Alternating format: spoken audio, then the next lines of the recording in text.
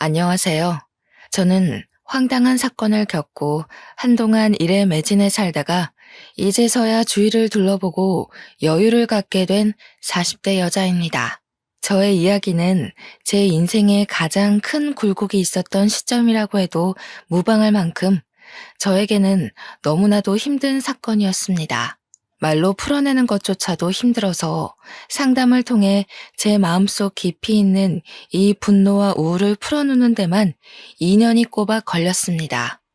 상담사 선생님께서 저에게 자꾸 아무 일도 아닌 것처럼 남에게 털어놓기도 해야 마음이 가벼워진다고 해서 이곳을 찾게 되었습니다. 너무나도 재밌고 파란만장한 이야기들 사이에 제 이야기가 묻힐까봐 걱정되지만 한번 풀어보겠습니다. 저는 아주 큰 한정식 집을 하는 어머니 밑에서 자라 손맛의 중요함을 배우고 살았습니다. 제가 어렸을 때 우리 아버지께서 병으로 돌아가신 터라 어머니께서는 저를 정말 힘들게 키우셨죠. 그때만 해도 식당이 지금의 규모로 크지는 않았습니다. 어머니께서 식당을 운영하신 이유는 혹여라도 제가 밥을 굶을까 싶어서 시작하신 거였거든요. 아빠 없는 애.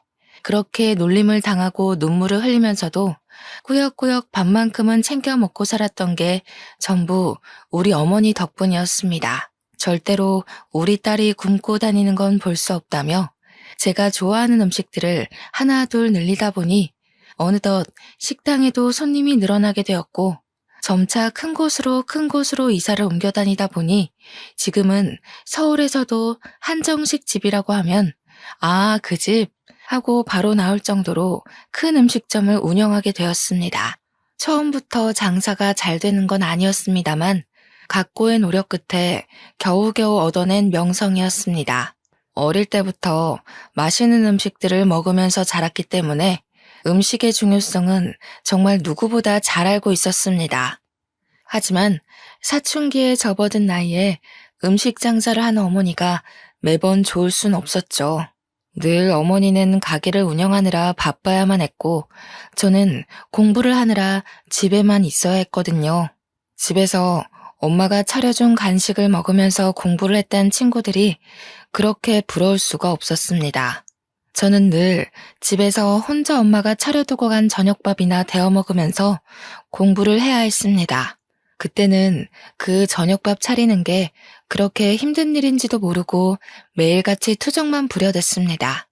엄마는 왜 맨날 바쁘냐고 그렇게 돈을 벌여야 했던 집안의 생계를 책임져야 했던 어머니의 가슴에 비수를 꽂는 날이 늘어났죠. 어머니께서는 저의 그런 투정에도 늘 변함없이 식당을 지키셨습니다. 간단한 찌개 정식을 팔던 집에서 코스 요리만 파는 한정식 집으로 올라오기까지 수없이 많은 세월을 보내야만 했습니다. 마지막으로 건물을 올려 가게를 내었을 때는 정말 어머니의 손맛, 그 노고에 손뼉을 치지 않을 수 없었습니다. 한정식집 치고는 가격이 꽤 나는 곳이라 상견례 자리로도 많이 사용하시고 정치인들도 와서 식사를 하는 곳이었습니다. 드라마 같은 데 보면 룸으로 딱딱 이루어져서 독채 시스템으로 운영되는 그런 한정식집 많이 보셨죠? 그런 장소 협찬도 하고 유명인들이 몰래 데이트를 하는 곳으로도 손색 없는 그런 한정식집을 일궈내셨습니다. 그래서 그런지 한 달에 버는 돈이 어마무시할 정도였어요. 대학생이 되고 나서 첫 아르바이트를 했을 때 그제야 어머니가 얼마나 힘들게 저를 키웠을지 갑자기 와닿았습니다. 고작 한 달에 70만 원 벌기가 이렇게나 힘든데 우리 어머니는 그 돈 벌어서 저를 대학까지 보냈으니까요. 대학을 졸업하는 순간까지 어머니께서 힘들게 번 돈을 허투루 쓰지 않기 위해 저는 정말 많은 노력을 했습니다. 제가 대학 다닐 때 정말 공부만 하고 살았었는데 그래서 그런지 친구들과 어울려 술을 먹거나 클럽을 간 적도 없었습니다. 친구들이 별로 없는 것도 한몫이긴 했죠. 대학에서 제 별명은 책이었습니다. 늘 책이 있는 곳에 제가 있다는 말이 와전되어 별명으로 자리 잡은 거였죠. 그런 저에게도 딱 한 명의 친구가 있었는데 조별 과제를 하다가 알게 된 저와 아주 비슷한 성향의 친구였습니다. 조별 과제를 하면서 다른 팀원들에게 치이고 교수님께 치이고 하며 의리를 다지게 된 케이스인데 그 의리가 정말 돈독했습니다. 대학을 졸업하는 순간까지도 붙어 다니면서 불도저처럼 과제를 해냈거든요. 그런 저의 단짝에게 어렸을 때부터 친하게 지냈다던 동네 친구가 하나 있었는데 다른 과에 진학하여 마주할 일이 별로 없었습니다. 캠퍼스를 누비거나 커피를 마시거나 학식을 먹을 때 정도 붙어 다니면서 이야기를 나누게 되었습니다. 처음에는 어색했지만 자연스럽게 같이 있는 시간이 늘어나면서 셋이 어울려 다니게 되었죠. 그런데 남녀 사이라는 게 원래 갑작스럽게 스파크가 튀어오르고 그런 법이잖아요. 제가 친구의 단짝 친구와 연애를 하게 된 것입니다. 느지막하게 찾아온 첫사랑은 참으로 요란하게 남들에게 보였었나 봅니다. 캠퍼스 커플이라는 특성상 학교 내에서 모르는 사람이 없을 정도였어요. 남자친구가 군대에 갈 때 훈련소까지 따라가서 그의 가족들 앞에서 울고불고 하기도 하고요. 그런데 그런 시간이 무척이나 무색하게도 남자친구가 저에게 말도 안 하고 휴가를 나와서 클럽에 간 걸 알게 된 것입니다. 클럽만 갔으면 잔소리 좀 하고 말았을 텐데 거기서 여자를 만난 걸 제가 알게 되었고 우리는 헤어지게 되었습니다. 그때부터 저는 학교도 자주 빠지고 공부에도 손 놓고 4학년 되어서 성적에 손을 놓았으니 겨우겨우 졸업장만 받게 되었죠. 졸업식 날 어머니께 얼마나 죄송했는지 모르겠어요. 남자친구와 연애를 하기 전까지 정말 좋았던 성적이 갑자기 뚝뚝 떨어지고 학고만 맞지 않으면 다행이다 할 정도였으니까요. 그렇게 힘들게 저를 대학까지 보내주신 건데 참으로 죄송했습니다. 저는 대학을 졸업 후 열심히 취업 준비를 했습니다. 그제야 정신을 차리고 이런 자격증 저런 자격증 모두 기웃거리면서 취업에 도움된다는 건 긁어모으기 시작했습니다. 하지만 3년 동안 취업에 실패하고 좌절하고 결국에는 기업의 눈을 낮추고 했는데도 취업이 되지 않았어요. 저에게 선택할 수 있는 별다른 제한이 없었기에 저는 어머니의 식당으로 취업을 하게 되었습니다. 어머니께서도 언젠가 본인이 늙어 힘이 없어지면 저에게 물려주고 싶다고 하셨기에 일찌감치 식당으로 들어갔습니다. 물론 저도 당연히 안주인 수업을 받게 될 줄 알았는데 제 예상과는 다르게 어머니는 혹독하셨습니다. 식당 설거지 일부터 시작하라 해서 만만하게 보고 시작했는데 한정식 집이다 보니 반찬 가짓수가 많잖아요. 그 작은 반찬 그릇들이 수십 개가 쌓여 있는데 닦아도 줄어들 생각을 하지 않더라고요. 그때 태어나서 처음으로 주부 습진이라는 것에 걸렸습니다. 고무장갑을 끼고 설거지를 해도 그 안으로 물이 다 고여들어와 손이 퉁퉁 불기 일쑤였습니다. 그렇게 3년 동안 설거지에 반찬 나르기에 식기 정리만 하다가 겨우겨우 손님도 맞이하게 되고 계산을 하게 되었습니다. 나름 식당 돌아가는 시스템에 대해서 빠삭하게 알게 된 덕이죠. 저는 여전히 졸업 후에도 조별 과제를 함께하며 의리를 다진 대학 동기와는 연락을 하고 지냈습니다. 그런데 대학 동기와 단짝 친구였던 전 남자친구가 저를 한번 보고 싶다고 했다는 게 아니겠어요. 헤어진 지 벌써 7년이나 지난 후였고 저도 뭐 첫사랑이라고는 하지만 지나간 추억이니 한 번쯤 만나서 대학 시절 이야기를 나누는 거 나쁘지 않다고 생각을 했어요. 대학 동기도 오랜만에 셋이 한번 뭉치자고 넌지시 이야기하길래 저도 알겠다고 했습니다. 그래서 하루 시간을 내서 같이 만나게 되었는데 술을 한잔하고 집에 가려는 찰나 저를 붙잡고 할 이야기가 있다고 하더군요. 저한테 그때는 정말 철이 없어서 미안했다고 한순간의 실수였다고 꼭 사과하고 싶었대요. 저야 뭐 지난 일이니까 알겠다고 했어요. 그러면서 저에게 자기는 지금 중소기업 신인으로 일을 하고 있고 다시 한번 만나보고 싶다는 식으로 이야기를 하더군요.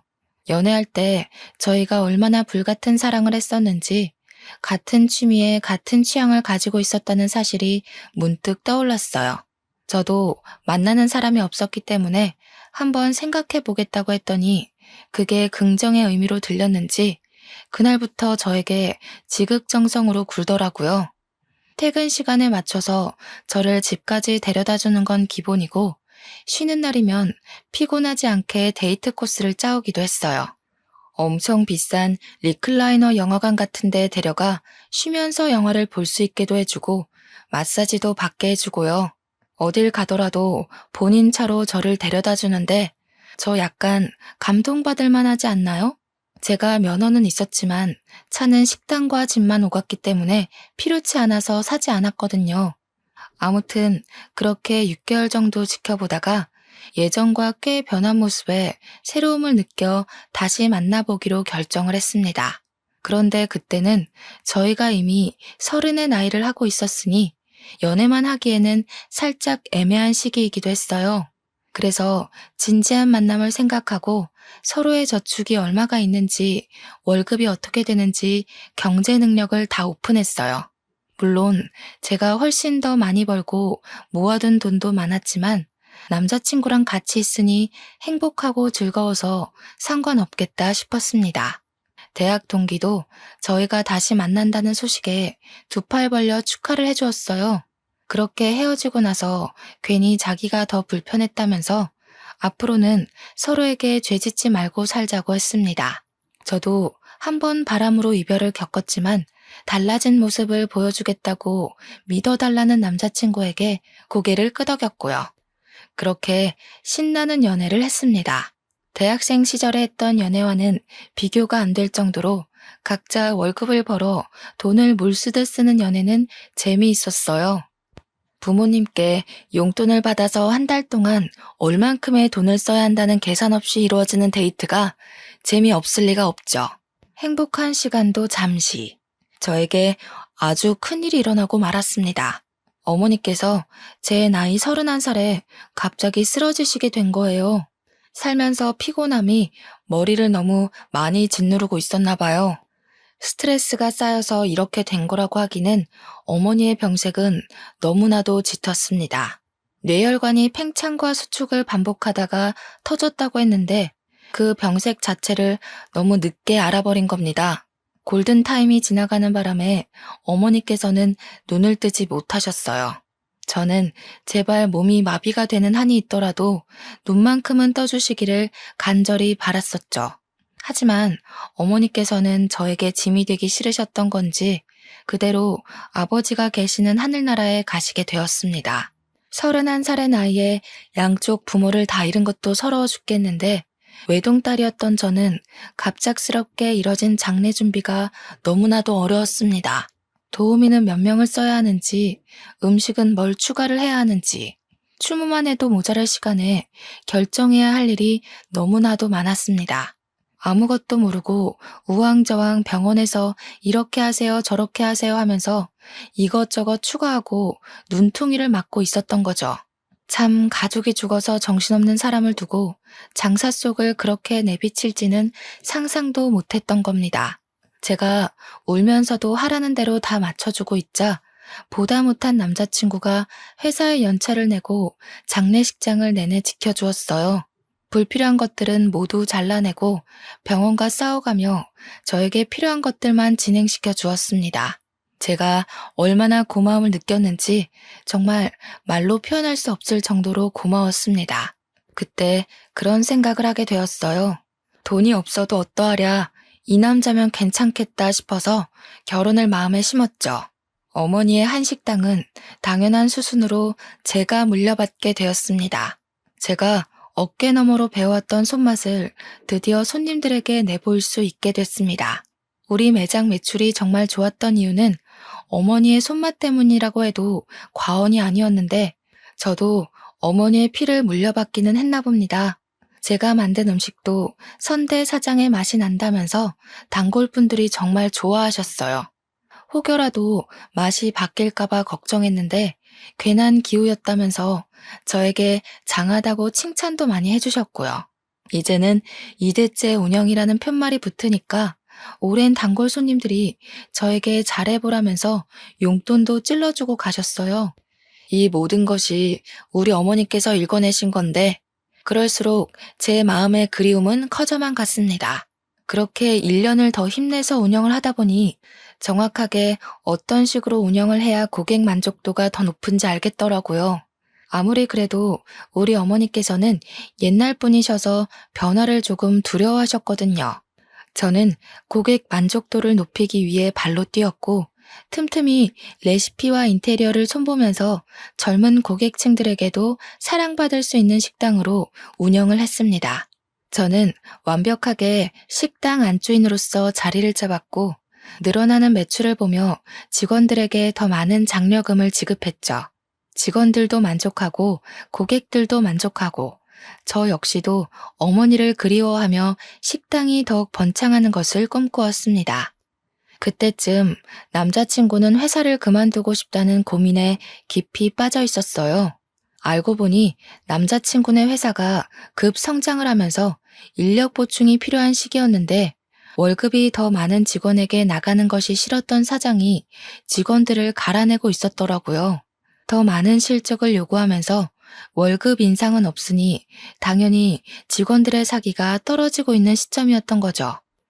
남자친구 역시 매일같이 상사에게 시달리면서 정작 월급은 이전과 다를 바가 없으니 다른 회사로 이직하고 싶다고 생각했던 겁니다. 그래서 저는 솔직하게 남자친구에게 이야기를 했어요. 회사에서 스트레스 받으면서 고생하지 말고 저와 결혼해서 같이 식당 일을 하는 게 어떻겠냐고요. 저에게는 나름 용기 있는 고백이기도 했고 사실 저희 가게 매출만 생각하면 남자친구가 절대 거절할 처지가 아니긴 했거든요. 남자친구는 당연히 제 프로포즈에 긍정적인 응답을 했습니다. 하지만 몇 년을 양복을 입고 회사원이라는 타이틀을 달고 있다가 식당에서 일한다는 게 좀 뭐랄까 마음에 차지 않는다고 했어요. 양복을 입는 게 뭐가 중요한가 싶었죠, 저는. 그래서 남자친구에게 옷차림새가 중요한 게 아니다. 월급을 생각해 보자고 했어요. 하지만 남자친구는 계속해서 회사에 다니고 싶다. 명함에 기업 이름이 찍혀 있었으면 좋겠다고 의견을 굽히지 않았습니다. 그렇게 의견이 미묘하게 충돌하는 와중에 결혼 준비가 시작이 되었고 예비 시부모에게 인사를 하러 가게 되었습니다. 저는 이미 부모님이 모두 돌아가셨기 때문에 남자친구는 저희 집에 인사를 드리러 오지 않았어요. 납골당에 가서 같이 부모님의 영정사진을 보면서 인사를 드렸죠. 아무튼 제가 시댁에 처음 인사를 드리러 간 날 예비 시부모님께서는 저를 아래 위로 쭉 훑어보셨습니다. 그 시선이 곱게만은 느껴지지 않아서 가슴 한구석이 철렁하기도 했습니다. 그런데 시부가 저한테 쓱 식당 이야기를 꺼내더군요. 네가 CC 식당을 운영한다고? 하시면서 거기 엄청 유명한 곳 아니냐고. 자기도 가본 적은 없는데 시부네 회사 높으신 분들도 거기 가서 식사한다고 하더라 하셨어요. 저희 한정식집이 워낙 기업 대표님들도 많이 오시고 정계 쪽에서 유명하신 분들도 자주 들리시는 곳이라 저는 아무 생각 없이 끄덕끄덕했습니다. 그랬더니 시모가 갑자기 활짝 웃으면서 대기업 대표들도 온다고? 하시면서 그러면 높으신 분들한테 우리 아들 취업 이야기 좀 해보지 그랬어. 하시는 겁니다. 저는 그 말이 조금 어이가 없었습니다. 대기업 대표들과 안면이 있다고 해도 식당에 밥 드시러 온 손님에게 어떻게 취업 청탁을 할 수 있겠어요? 그러다가 소문이라도 나면 저희 식당에 단골 손님들 다 떠나가지 않겠습니까? 그래서 저는 시모에게 거절의 의사를 표하면서 웃으면서 이야기를 했어요. 제가 무슨 힘이 있다고 그런 이야기를 하겠냐고요. 그냥 우리 식당에 식사하러 오시는 분들이지 친분은 전혀 없다고 이야기를 했습니다. 그랬더니 시모가 엄청 불편한 얼굴을 하면서 저를 또 아래 위로 쓱 훑어보면서 안이 꼽다는 듯이 이야기를 하시는 겁니다. 너 돈 좀 만진다고 우리 아들한테 하대하고 꼽주고 그러는 거 아니지? 하시는데 느낌이 딱 쎄하더라고요. 그때 그 쎄함에 결혼을 뒤집어 엎었어야 했는데 홀로 남겨진 저는 의지할 곳이 급하게 필요했었나 봐요. 그런 이야기를 듣고도 남자친구와의 결혼을 계속 진행했으니까요. 물론 그 자리에서 남자친구는 제 편을 들었습니다. 시모한테 무슨 그런 이야기를 하냐고 면박을 주었거든요. 그러면서 우리 오래 만났고 잘 살 수 있으니까 걱정하지 말라고 안심까지 시키니 제가 어찌 결혼 안 하겠다고 뒤집어 엎을 수 있겠어요. 그렇게 유달리 피곤했던 첫 만남 이후에 저희의 결혼 준비는 급물살을 타게 되었어요. 나이도 딱 결혼하기 좋은 나이라는데 지지부진하게 끌지 말고 서둘러서 준비를 하자고 하셨습니다. 제가 한두 푼 버는 게 아니라 정말 월 매출이 억에 달하는데 돈이 뭐 아쉬워서 준비 못할 게 있겠습니까? 물론 이것저것 다 빠지고 나면 얼마 안 되는 돈처럼 보이는 돈이 제 통장에 꽂히지만 그래도 월 1,000 가까이 벌고 있었거든요. 그게 웬만한 임원 월급 아니겠습니까? 근데 제가 남자친구한테 이미 얼마를 버는지 다 오픈을 한 상태였잖아요. 제 벌이를 시부모도 전해 들었는지 은근히 저에게 압박이 들어오지 않겠어요. 혼수는 이거로 준비해서 네가 해와라. 우리 집 냉장고 좀 바꿔주라. 우리 집 TV가 작다. 이런 건 아주 귀여운 수준이었습니다. 저에게 명품 가방에 구두, 모피코트를 들이밀었을 때는 이게 뭐지? 싶었거든요. 시모가 자꾸 저를 볼 때마다 이거 사줘 저거 사줘 하는데 우리 어머니께도 못 해드렸던 걸 시모에게 해드려야 하나 싶었어요. 거기다가 집도 제가 어머니 돌아가시고 같이 살던 집에 혼자 살고 있었거든요. 그 집을 신혼집으로 꾸미자고 이야기를 다 끝내놨는데 시모가 신혼집은 따로 구해야 하지 않겠냐는 겁니다. 우리 어머니와의 추억이 담긴 집이라 이사를 가고 싶지 않다고 했는데도 박박 우겨대면서 신혼집을 따로 구하라 하셨어요. 제가 참다 못해서 남자친구에게 신혼집만큼은 양보 못한다. 우리 식당 출퇴근하기도 좋고 집 평수도 큰데 왜 자꾸 신혼집을 구해야 하나 했어요. 그랬더니 시모가 저에게 전화가 와서 한다는 소리가 뭔지 아세요? 그 집 사람 죽은 집 아니냐고 하더군요. 우리 아들도 뇌출혈로 죽으면 어떻게 하냐고 집 터가 나쁜 것 같대요. 제가 그 말을 듣고도 제정신일 수 있었겠어요? 다른 것도 아니고 우리 어머니의 죽음을 가지고 그렇게 이야기할 수 있나요? 저는 정말 시모가 사이코패스인 줄 알았습니다. 뇌출혈로 사람 죽어난 집에 살면 우리 아들 죽을까봐 겁나서 그 집에 살지 않았으면 좋겠다는 게 정말 다시 생각해도 너무 열받고 화딱지가 나네요. 그래서 제가 어떻게 할게요? 바로 헤어지자고 했습니다. 그런 말을 하는 가족은 내 가족으로 받아들일 수 없다. 어떻게 사돈의 죽음을 가지고 그딴 소리를 할 수 있냐고 막 쏘아붙였습니다. 남자친구도 제 입에서 헤어지자는 이야기가 나올 거라곤 상상도 못했는지 무척 당황해하면서 변명도 못하더라고요. 저는 남자친구의 얼굴도 보기가 싫었고 만나주지도 않고 연락도 피하면서 이별을 준비했어요. 제가 오죽하면 결혼 준비를 하던 와중에 헤어지자고 했겠습니까? 말을 다 안 해서 그렇지 그동안 화나는 일이 한두 가지가 아니었습니다. 제가 이별하자고 했더니 시부모도 저에게 처음에는 연락이 와서 우리도 부모 없는 애 싫다, 식당하면 억척스러운 거 아니냐 하시며 흑백 논리를 펼치셨습니다. 남자친구가 집에 가서 어떤 이야기를 어떻게 했는지는 몰라도 한 2주일쯤 지나니까 맨날 우리 식당에 찾아와서 미안하다고 하시더군요. 순수하게 미안하다고만 하시진 않았죠. 뭐 우리 아들이 너 아니면 죽겠다는데 다시 한 번만 만나줘라 라는 명령조였어요. 당연히 저도 그럴 일 없습니다. 가세요 하고 보내드렸죠.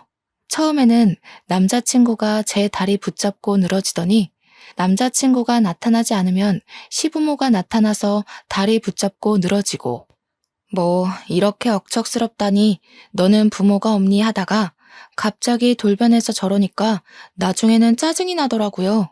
한두 달 동안은 경찰에 신고하겠다, 찾아오지 말아라 하다가 저도 지쳐버린 거죠. 어느 날 퇴근하는데 정말 피골이 상접하다는 말이 어울릴 정도로 피폐해진 남자친구가 제 앞에서 무릎을 꿇더라고요. 가족들이랑 인연을 끊고 살겠다면서 저 없으면 안 된다고 울고불고 하는데 마음이 좀 동하더라고요. 우리 부모님의 죽음을 욕되게 한 인간이랑은 상종하지 말아야지 했는데 그동안 사랑했던 기억이 밀려오고 그래서 저도 모르게 남자친구한테 그럼 앞으로 정말 인연 끊고 살 수 있겠냐고 물어봤어요. 그러니까 저에게 끄덕이면서 절대로 연락도 안 오게 해주겠다고 걱정 말고 자기 한 번만 믿어봐달라고 하더라고요. 이미 반 이상 결혼 준비가 진행되었던 터라 마지막으로 한 번만 믿어보겠다고 하고 결혼을 진행했습니다. 그렇게 식당 일 하면서 틈틈이 식장을 알아보고 웨딩드레스도 고르고 웨딩 사진까지 촬영 다 하고 나니까 식이 코앞이었습니다. 싱숭생숭한 마음을 뒤로한 채 저는 남편의 손을 잡고 버진로드를 걸었고 결혼식을 무사히 마치게 되었어요. 식장에서 시부모들은 제 눈도 제대로 못 보시더라고요. 평생 그렇게 저를 불편해 해주십사 요청을 드리고 신혼여행도 잘 다녀왔습니다. 제 식당 명성에 맞게 번쩍번쩍하게 돈을 처발라가면서 온갖 손님들을 다 초대해서 결혼식을 올렸거든요. 심지어 저희 단골 손님들 중에 유명하신 기업인들께서 혼주석에 앉아주시겠다고 할 정도로 제 기가 눌리면 안 된다고요. 주변에서 저를 엄청 신경 써주신 따뜻한 결혼식이었어요. 시부모도 저희 측 손님들을 보시고는 조금 놀란 눈치였습니다. 혹여라도 남편의 취업 청탁이라도 할까봐 조금 긴장되기도 했지만요. 아무튼 신혼여행 다녀와서도 시댁에서는 저에게 일절 연락이 없었고 저는 편하게 식당 일을 했어요. 명절이 다가와서 어떻게 해야 하나 하고 있는데 남편이 저에게 갈 필요 없다고 하더라고요.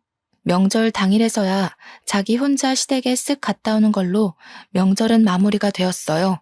저도 어차피 우리 부모님에 대해 그렇게 말했던 사람들의 얼굴을 보면서 하하호호 웃으며 식사하기가 좀 싫었거든요. 거기다가 명절이 되면 저희 식당이 쉴 틈 없이 엄청나게 바쁘기도 하고요. 명절 당일 하루 쉬지만 앞뒤로 예약이 꽉꽉 찰 정도로 바쁜 식당이니 직원들만 두고 제가 시댁에 가기도 좀 뭐하잖아요. 우리 어머니께서도 명절에 단 하루도 쉼없이 바쁘게 사셨던 분이셨고요. 그래도 동방예의지국에서 며느리로 맞이하는 첫 명절인데 그냥 넘어가긴 또 마음이 그래서 전화는 드렸어요. 명절에도 식당 일이 바빠서 방문은 못할 것 같으니 생신 때 제대로 챙겨드리겠다고 했습니다. 그때까지도 결혼한 지 얼마 안 된 시점이기에 저에게 지은 죄가 있으셔서 그런지 알겠다고만 하셨습니다. 물론 남편도 시부모한테 잔소리를 엄청 퍼부었던 것 같긴 했어요. 한 2년 동안은 아무 탈 없이 행복한 신혼을 보내면서 잘 살고 있었습니다. 남편은 결혼하고 1년 동안 재취업 준비를 해보겠다고 하더니 여전히 볼품은 없지만 중소기업에 취업해서 월급도 꼬박꼬박 가져오고 있었고요. 우리도 서로의 생활에 익숙해진 시점이라 슬슬 아이를 가져볼까 하고 생각을 하고 있었습니다. 그 전까지는 저도 상황이 어떻게 될지 모르고 또 시부모님이 언제 돌변하실지 몰라서 피임을 하고 있었거든요. 사실 부부라는 게 그렇잖아요. 아이가 들어서야 진정한 가족을 이루는 그런 느낌. 요즘 젊은 사람들은 딩크족이다 뭐다 해서 아이를 갖지 않기도 하지만요. 저는 뭔가 내 가족을 이루려면 아이가 있어야 한다는 생각이 뼛속 깊이 자리 잡고 있었어요. 그래서 남편에게도 은근히 가족 구성원에 대해 이야기하면서 아이를 가지고 싶다는 의사를 내비쳤죠. 이제는 남편도 돈을 벌어오고 저는 정말 완벽하게 제 식당을 운영하고 있었기 때문에 지금 시기가 딱 좋다고 생각했습니다. 임신 준비를 하기 위해 피임약 복용을 중단하고 각종 영양제를 챙겨 먹으면서 몸의 회복을 기다리고 있었어요. 그런데 말이죠. 저는 나름 남편에 대해 모르는 게 없다고 생각했는데 집중하고 있던 식당 일에서 눈을 돌려 남편만 바라보고 있으니 뭔가 이상하더라고요. 그때는 저도 피곤해서 생각도 안 했었는데 임신을 준비하려고 하니 남편이 자꾸 피곤하다고 하면서 거부하는 게 수상했어요. 물론 남편이 아직은 회사에서 제대로 된 프로젝트도 못하고 이리저리 쫓겨만 다니는 처지인 걸 알아서 이해하려고 했는데 아무리 회사 일이 힘들고 지친다고 해도 그렇게 힘든 일인가 싶은 거죠. 은근히 저를 피한다는 느낌도 들고 그래서 이 사람이 바람을 피운 전적이 있었으니까 저도 의심이 가는 겁니다. 그래서 집중적으로 남편을 주시하기 시작했어요. 근데 딱히 별거 없긴 하더라고요.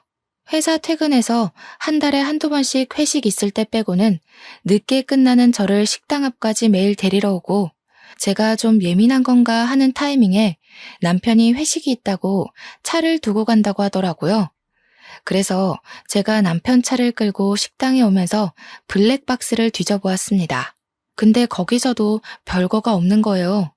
그냥 날짜별로 시간대별로 정리가 된 블랙박스들만 있었어요. 기록을 뒤져봐도 여자 같은 건 보이지 않았고요. 듬성듬성 비는 시간이야 차량 시동 꺼두면 꺼지니까 출퇴근 시간은 다 잘 찍혀 있었고요. 저는 순간 저에게 의부증 같은 게 생긴 건 아닌가 진심으로 고민도 했었습니다. 그러던 어느 날 주말 남편이 뜬금없이 대학 동창들을 만나러 간다고 하는 겁니다. 누구를 만나냐고 물어보니 남편이 과 동기들 이름을 대는데 저는 잘 모르는 친구들이었어요. 제가 은근히 웃으면서 너 동창들 만나러 간다고 해놓고 다른 데 가는 거 아니지? 하니까 허둥지둥 대면서 아니라고 하더라고요.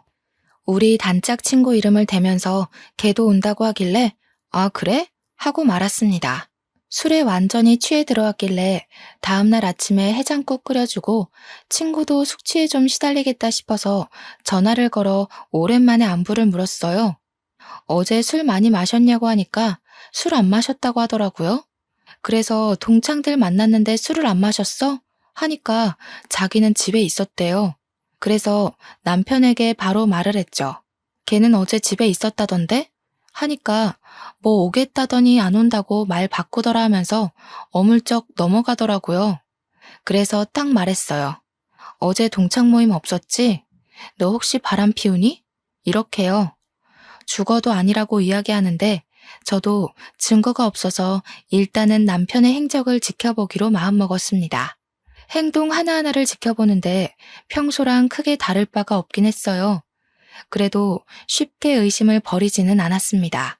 저희가 원래 서로 휴대폰에 비밀번호를 걸어두고 신경을 쓰지 않고 지냈거든요. 그런데 바람의 기본은 휴대폰 아니겠어요? 남편이 씻으러 간 사이에 비밀번호를 대충 유추해서 이것저것 눌러봤는데 하나도 맞질 않더라고요. 휴대폰만 뒤지면 뭔가 나올 것 같은 기분에 저는 남편이 잘 때까지 기다렸다가 지문 인식을 통해서 비밀번호를 풀었습니다. 순간 고민도 많이 되긴 했어요. 판도라의 상자를 열어버린 느낌이 들더라고요. 이 사람이 정말 바람을 피운 거면 난 어떻게 해야 할까 하는 생각에 볼까 말까 고민이 되었습니다. 하지만 남편이 바람을 피운다고 하면 저도 같이 살 이유가 없는 거나 마찬가지 아니겠어요? 이혼까지도 생각을 하고 결단을 내렸고 저는 그 판도라의 상자를 열어 천천히 살펴보기 시작했습니다. 남편의 문자를 막 뒤지고 있는데 어느 대학병원에서 온 문자가 엄청 많은 게 아니겠어요? 카드 내역을 살펴보는데도 병원 내에 있는 카페에서 찍힌 영수증 문자가 많이 있었어요. 커피 사 먹은 거, 샌드위치 사 먹은 거. 저는 순간 남편 회사가 병원에 뭐 납품하는 회사였나 싶어서 곰곰이 생각을 해봤죠. 근데 아무리 생각해도 병원이랑은 연관이 없는 거예요. 순간 머릿속에 스치는 생각이 하나 있었습니다. 바로 시부모님이었어요. 혹시 시부모가 어디 아파서 병원에 입원은 한 게 아닌지 싶었던 거죠. 저와 정말 연락을 하나도 하지 않고 살고 있었기 때문에 저에게 입원한 걸 비밀로 하신 건가 싶었습니다. 달력을 확인해보니 곧 시모의 생일이 다가오고 있기도 해서 저는 다음날 눈을 뜨자마자 시모에게 전화를 걸었어요. 다음 주에 생일이신데 어떻게 하실 거냐고. 뭐 드시고 싶은 거 있냐고 살갑게 물어보니 뭐 할 거 없다고 하시더군요. 왜요? 하니까 자기 좀 쉬고 싶다고 이번에는 그냥 넘어가자 하시고는 전화를 황급히 끊으셨습니다. 결혼 3년 만에 처음으로 있는 일이었어요. 매번 생일 때마다 저에게서 뭐 하나 더 뜯어먹으려고 준비하시던 분들이셨거든요. 그래서 혹시 어디 아프시냐고 물어보니까 나이 들면 다 그런 거지 하면서 그냥 이렇게 넘어가시더라고요. 어디가 아프면 저한테 솔직하게 이야기해주면 좋으련만. 그래서 남편이 병원 갔다 온 흔적을 봤다고 했어요. 솔직하게 말해달라고 하니까 갑자기 정색을 하시면서 넌 알 거 없다 하고 끊으시는 거예요. 너무 당황스럽잖아요. 수상하기도 하고요. 그래서 남편에게 이야기를 했습니다. 내가 모르고 있는 게 뭐냐고. 도대체 병원은 왜 간 거냐고 물어봤어요. 시모가 어디 아픈 건 아니냐. 생일 때는 왜 만나지 말자고 하냐. 이렇게 막 따져 물으니까 저한테 병원 간 건 어찌 알았냐고 화를 내는 겁니다. 얼굴이 정말 썩은 채로 어떻게 알았어? 하길래 문자 좀 훔쳐봤다 하니 그걸 왜 보냐고 성질을. 아니 병원에 누가 있는데 숨기냐고 캐물으니까 말은 안 해주고 방으로 들어가서 문 닫고 자버리더라고요.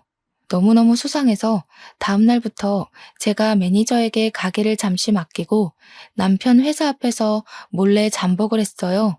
택시를 하나 하루 통으로 빌려서 남편 뒤를 쫓았는데 남편이 회사에서 일찍 나와 병원으로 가는 게 아니겠습니까? 그래서 몰래 내려서 뒤를 티 안 나게 밟았습니다. 어느 병실 앞에서 남편이 피곤한 듯한 표정을 짓고 들어가려고 하는데 시모가 딱 병실 앞에 나와서 남편을 맞이하더라고요. 근데 시모가 병원복을 입고 있지 않았어요. 시부가 아픈 건가? 그럼 나를 왜 속인 거지? 싶어서 남편이 병실에 들어가는 걸 확인하고 저도 뒤따라서 그냥 병실에 들어갔습니다. 문을 딱 열고 들어가니까 남편이 웬 4~5살 되어 보이는 꼬마애를 무릎에 앉혀놓고 있고 시모는 웬 여자한테 물을 먹이고 있었어요. 피부도 거무죽죽하고 머리도 다 빠져있는 여자를 보고 처음 보는 얼굴이라 이게 누구야? 하는 표정으로 남편을 바라봤죠. 제가 병실에 들어가는 순간부터 얼음이 되어버린 남편과 시모를 보고 저는 어리둥절했습니다. 근데 그 아파서 다 죽어가는 여자도 저를 보고 완전 동공지진이 나더라고요. 이게 무슨 상황이지 하고 있는데 남편 무릎에 앉아있던 남자애가 남편에게 폭 안기더니 이런 말을 하더라고요. 아빠, 저 사람은 누구야? 아빠? 아빠? 저는 진짜 그대로 뒤로 넘어가는 줄 알았습니다. 내 남편에게 아빠라고 부르는 저 아이는 뭐고, 그럼 누워있는 저 여자는 뭐지? 하는 생각 때문에요. 시모가 저한테 정말 놀래서 여긴 어떻게 나타났냐고 벌벌 떨면서 물어보더라고요. 마치 귀신 보듯이 저를 바라보는데 남편도 똑같은 얼굴로 저를 보고 있었고요. 이게 다 무슨 일이야? 아빠라니? 저 여잔 누구고 당장 말 못해? 제가 소리를 꽥 지르니까 남편이 저를 끌고 나와서 이야기를 하자고 했어요. 그러는 순간 누워있던 여자는 기절하고 시모는 의사 부르라고 난리를 치고 남편은 저에게 그제야 이실직고를 하더라고요. 알고 보니 저랑 헤어져 있던 그 잠깐 사이에, 그러니까 결혼 준비하다가 엎어진 그 잠깐 사이요. 그때 술을 먹고 술김에 하룻밤을 같이 보낸 여자인데 그 여자가 단 하룻밤에 임신을 했다고 나타났다는 거였어요. 우리가 결혼 날짜를 다 잡아둔 상태에서 나타나 애를 지우라고 병원에 같이 가게 되었는데 그때 암을 발견했대요. 애를 낳고 항암 치료를 시작해서 괜찮아진 줄 알았는데 바로 재발하는 바람에 오늘 내일 한다면서 저는 이 이야기를 듣고도 꿈인가 생시인가 구별이 가지 않았습니다. 그런데 남편이 하는 말이 가관이더군요. 저 여자가 오늘 내일 하는데 보험금은 타야 하지 않겠어? 보험금 수익자를 내 이름으로 해두었거든. 아무래도 애가 있으니까. 그것만 해도 수억이야, 수억. 보험금 타면 사업할 계획도 다 짜놨단 말이야. 저는 남편이 사람 새끼로 보이지 않았습니다. 이거 미친 새끼 아니야? 당장 이혼해. 보험금 타면 좋은 거지. 무슨 이혼이야. 야, 그러면 애는 어쩔 건데. 나보고 지금 남의 새끼 데려다 키우라는 거야, 뭐야? 애는 고아원으로 보내면 돼. 저는 진짜 사이코패스 검사라도 받게 하고 싶었습니다. 한창 실랑이를 벌이고 있는데 시모가 나와서는 남편 말에 힘을 실어주는 게 아니겠어요? 바깥일 하다 보면 남자가 한 번쯤은 한눈도 팔고 그럴 수 있는 게다. 그런 걸로 일일이 따지고 들면 피곤해서 어찌 살겠니? 손주는 내가 키우든지 할 테니까 걱정 말고 애 키울 비용만 좀 도와다오. 저는 이 집안 인간들이 아주 다채롭게 미쳤구나 싶었습니다. 제가 대놓고 이혼할 거라고 합의 이혼 서류 보낼 테니 도장 찍어라. 도장 안 찍으면 소송하겠다고 했어요. 불륜의 증거로 애가 떡하니 있는데 장난칠 생각하지 말라고 하고 변호사부터 바로 선임했습니다. 근데 다음 날부터 남편이 집에 안 들어오더라고요. 막 나가는구나 하고 있는데 그 여자가 그때 기절한 이후 정신을 차리지 못했고 죽었다는 소식을 전해왔습니다. 그러면서 남편이 장례식장이라고 다 정리하고 보험금 타서 갈 테니 이혼은 못 해주겠대요. 애가 불쌍하지 않냐고 물어보니까 고아원도 다 알아봤고 정도 그렇게 안 가는 애라고 하는 겁니다. 저는 미친 새끼라고 읊조리며 전화를 끊어버렸습니다. 장례식이 모두 끝난 시점에 제가 이혼 서류를 들이밀었어요. 초췌해진 몰골이 하룻밤 사이에 생긴 인연이라고 하기엔 좀 깊어 보여서 마지막 남은 정까지 모두 털렸습니다. 근데 갑자기 저한테 시모도 남편도 잘못했다고 막 비는 게 아니겠어요. 이건 또 무슨 짓인가 싶어서 잠자코 있으니 시모가 헐레벌떡 자기 변명을 하더군요. 애가 무슨 죄가 있겠니? 그래도 반쪽이나마 핏줄이니까 정부치고 같이 살아라. 응? 이게 다 무슨 개소린가 싶어서 알아보니까 아이의 친모가 남편이 자기 죽으면 애를 버릴까봐 보험금 수령인을 죽기 전에 바꿔둔 것이었어요. 남편이 아닌 아이의 이름으로요. 남편한테는 계속 너한테 줄 테니 아이를 부탁한다고 거짓말을 했던 거죠. 보험금도 못 받게 생겼는데 이혼까지 당할 판이니 발등에 불이 떨어져서 잘못했다고 비는 거였습니다. 야, 이 등신아. 아주 고소하다 고소해. 어디 애를 가지고 장사를 하려고 들어? 다 녹취해놨으니까 넌 1,000벌이나 받아. 그러고 저는 이혼 소송을 걸었습니다. 이 사건의 숨겨진 이야기가 모두 풀렸으면 세상에 이런 일이 같은데 소개될 법도 했는데 말이죠. 결국 남편은 완전 빈털터리로 이혼 소송에서 패소해 저희 집에서 쫓겨나게 되었고 시부모가 애를 키우고 있다고 들었습니다. 아기가 아직 너무 어려서 혹시라도 구박이라도 받고 돈도 다 빼앗길까봐 불륜의 증거지만 조금 마음에 걸리더군요. 애는 죄가 없잖아요. 이왕이면 전 남편이 더 지옥으로 갔으면 좋겠다 싶기도 했고 우리 식당에 재무관리를 해주는 자산관리사에게 슬쩍 이야기를 했더니 법적으로 묶을 수 있다고 이야기를 해주었습니다. 그래서 웃돈을 더 얹어주고 처리를 부탁드렸어요. 은행이랑 뭐 계좌를 성인이 될 때까지 사용하지 못하게 묶을 수 있다고 하던데 너무 어려워서 잘 못 알아듣겠더라고요. 나중에 남편이 그 돈 뺏으려고 시도했다가 실패했는지 저한테 연락 와서는 무슨 짓을 한 거냐고 따지더군요. 저는 얄밉게 전 남편에게 고아원에 애를 버린다더니 보험금이 탐나서 그것도 못하지? 하면서 약 올리고 차단을 해버렸어요. 저희 가게에 몇 번이고 찾아왔었지만 저는 이 일 이후에 식당의 보안업체 시설을 더욱 강화시켰기에 저를 만나지는 못하고 돌아갔죠. 저는 몇 년이 지난 지금 여전히 잘 나가는 식당 주인으로 잘 살고 있습니다. 전 남편은 글쎄요. 뭐 혼자 알아서 살고 있겠죠. 더 궁금하지도 않고 평생 자신이 벌인 일을 속죄하면서 나락에서 살길 바랄 뿐입니다. 제 이야기를 들어주셔서 고맙습니다.